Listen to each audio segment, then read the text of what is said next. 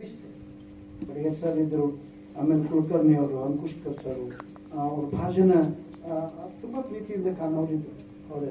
ಹಾಗಾಗಿ ಈ ಸಂದರ್ಭದೊಳಗ ಬಹುತೇಕ ಇವತ್ತಿನ ಸಂದರ್ಭದೊಳಗೆ ಟೀಚಿಂಗು ಮತ್ತು ನಾನ್ ಟೀಚಿಂಗ್ ಅದಾವಲ್ಲ, ಬಹಳ ತುಂಬಾ ಅನ್ಯೋನ್ಯವಾಗಿ ಕಾಲೇಜ್ನೊಳಗೆ ಇರೋದು. ಎಷ್ಟು ಅನ್ಯೋನ್ಯತೆ ಐತೆ ಅಂತ ಕೇಳಿದ್ರೆ ಬಹುತೇಕ ಒಂದು ಕುಟುಂಬದೊಳಗೂ ಹಿಂಗೆ ಇರಾಕಿಲ್ಲ. ಅದಕ್ಕೆ ಕುಟುಂಬ ಅನ್ನೋದಿಲ್ಲ ಅಂತ ನಮ್ಮ ಯಾರು ಸ್ನೇಹಿತರ ಅಂದ್ರು.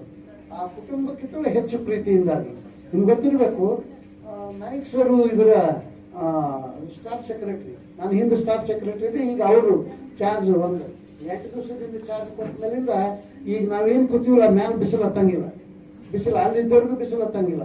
ಕಾರಣ ಏನು ಅಂತ ಕೇಳಿದ್ರೆ ನಾಯ್ಕ್ ಸರ್ ಒಂದು 20 ಸಲ ಅದನ್ನೆಲ್ಲ ವ್ಯವಸ್ಥೆ ಮಾಡಿ ಈ ಮುಂದೆ ವ್ಯವಸ್ಥೆ ಮಾಡಿದ್ರು. ಎಲ್ಲ ಕೂಡೋದಕ್ಕೆ ನೆರಳಿಗೆಲ್ಲ ವ್ಯವಸ್ಥೆ ಮಾಡಿದ್ರು.